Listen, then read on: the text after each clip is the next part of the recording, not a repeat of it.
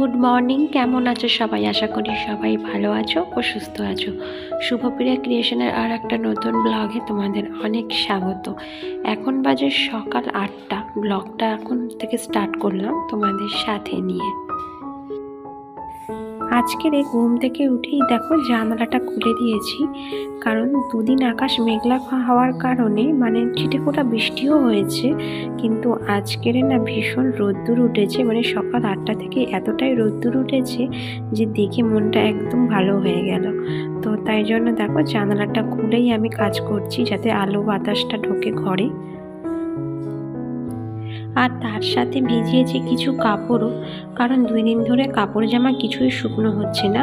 ধুয়ে তো ঠিক দিচ্ছি, কিন্তু সেই জল ঝরিয়ে রেখে দিতে হচ্ছে।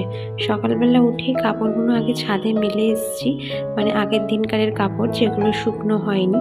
হয়তো এতক্ষণে কিছুটা হলেও শুকনো হয়েছে, আবার 1 বালতি ভিজিয়েও রেখেছি। আজকে সকালে ঘুম থেকে উঠেছি 7টায়। তো ঘুম থেকে উঠে বাসি ঘরটা ঝাঁট দিয়ে আগে চা করে খেয়ে তারপরে কাজে লেগেছি। ধরো 8টা থেকে কাজে লেগেছি। আর এখন দেখো যে কাপড়গুলো ভিজিয়ে রেখেছিলাম, তো সেগুলো একটু জল কাচা করে নিচ্ছি, কারণ এতে আমি বেশি সার্ফ দিয়ে ভেজাইনি বন্ধুরা, কারণ এগুলো রেগুলারের পরা জামা কাপড় আমাকে প্রতিদিনই ধুতে হয়। তাই জন্য বেশি সার্ফ আর আমি এতে দিইনি, তাই সামান্য একটু জল কাচা করে রোদ্দুরে মেলে দেবো।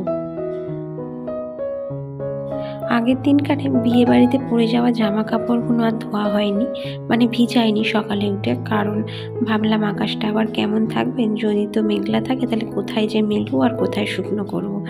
তাই জন্য সেগুলো না ভয়ে ভয়ে আর ভিজাইনি।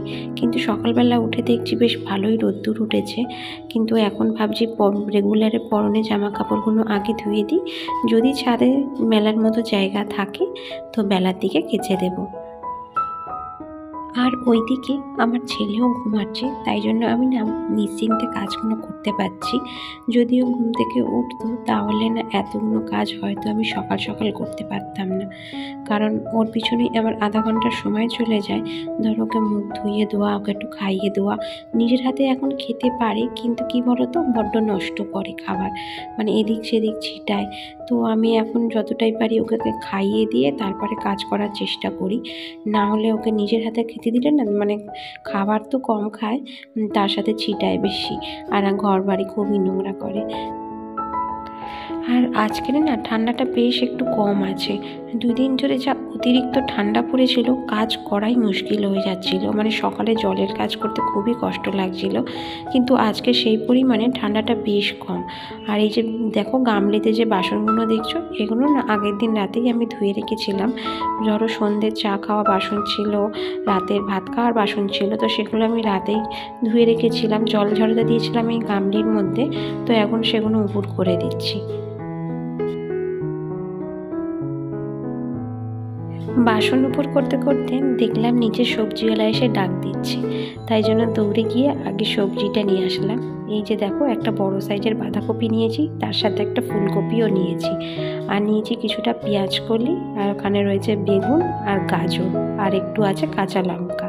তো শীতকালের সবজি দেখতে বেশ ভালোই লাগে, তাজা তাজা, আর রান্না করে খেতেও বেশ টেস্ট লাগে।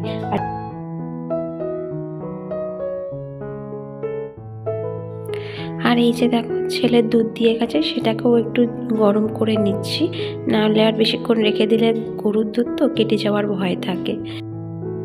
তোমরা হয়তো ভাবছো বন্ধুরা এইটুকু দুধ আবার কি খাবে? হ্যাঁ বন্ধুরা, এইটুকু দুধই আমাকে ওকে খাওয়াতে গেলে নাকানি চোবানি খেতে হয়।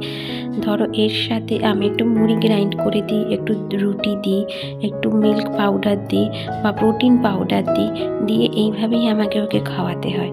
আর এখন দেখো আমি পাশে লঙ্কাগুলোও একটু ধুয়ে রেখেছি। এই লঙ্কাগুলো বন্ধুরা খুব ঝাল, আর তার সাথে একটু মুসুর ডাল বসাবো, মুসুর ডালটা ধুয়ে নিচ্ছি সিদ্ধ বসাবো বলে।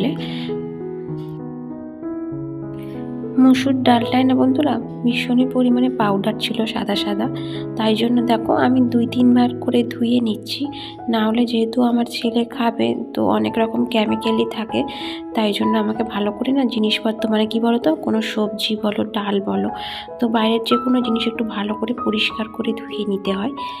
সংসারের কাজগুলো করা কোনো মানসিক রোগ নয় বন্ধুরা, এটা হচ্ছে একটা প্রতিভা, এটা সবার মধ্যেই থাকে। আমরা নারী সংসারটাকে সুন্দর করে গুছিয়ে রাখার দায়িত্ব আমাদেরই হাতেই থাকে। কিন্তু হ্যাঁ বন্ধুরা, আমি না কিছু কিছু বাড়িতে দেখেছি অনেক ছেলেরাও না খুব সুন্দর করে সংসারটাকে গুছিয়ে রাখে। ধরো রান্না বান্না করে, ঘর গুছিয়ে, অনেককেই আমি প্রায় দেখেছি। কিন্তু দুর্ভাগ্যক্রমত আমার ভাগ্যে সেটা হয় না। আমারটা পুরো উল্টো।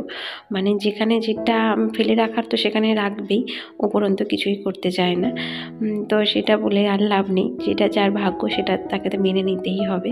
আর এখন দেখো আমি এখানে পেঁয়াজগুলি কিছু কেটে নিচ্ছি মুসুর ডালটা সিদ্ধ বসিয়ে। আজকের ভাজবো মুসুরির ডাল আর পেঁয়াজকলি আলু ভাজা, এটাই করব। আর এখানে দেখো আমার মুসুর ডালটা প্রায় সিদ্ধই হয়ে গেছে।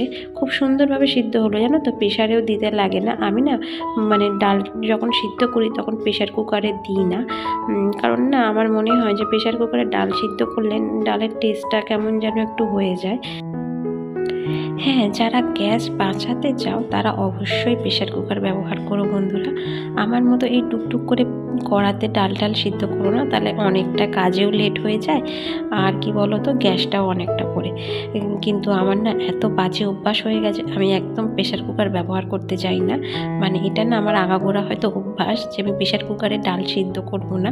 হ্যাঁ, যখন মটর কড়াই বলো, ঘুগনির যে কড়াইগুলো, কাবলি ছোলা, এগুলো আমি প্রেশারেই সিদ্ধ করি, কিন্তু ডাল আমি সিদ্ধ করি না।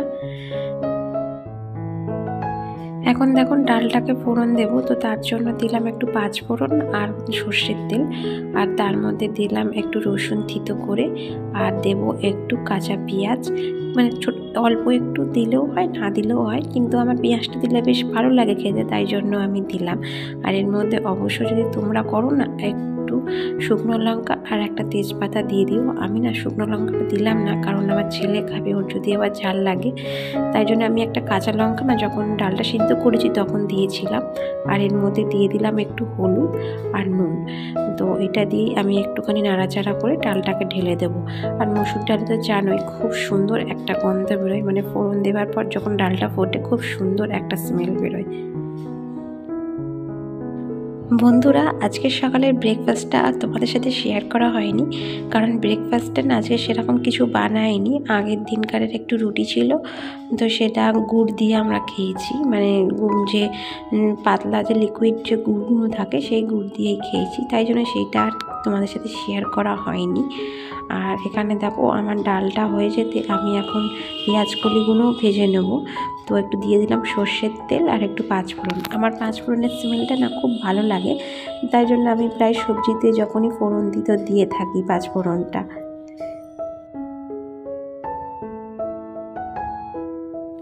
আর এই দেখো এখানে আমার রান্নাবান্নাও কমপ্লিট। এই যে দেখো ভাত করে রেখেছি, আর এইখানে আছে সেই মুসুরির ডালটা, আর পাশে রয়েছে পেঁয়াজকলি আলু ভাজা, আর এই যে দেখো ডিমের কারি। এই ডিমের কারিটা আমি বানাইনি বন্ধুরা, আমার কাকি শাশুড়ি সকালে এসে দিয়ে গেছে, সেই জন্য শুধু ডাল আর পেঁয়াজকলি আলুই ভাজলাম।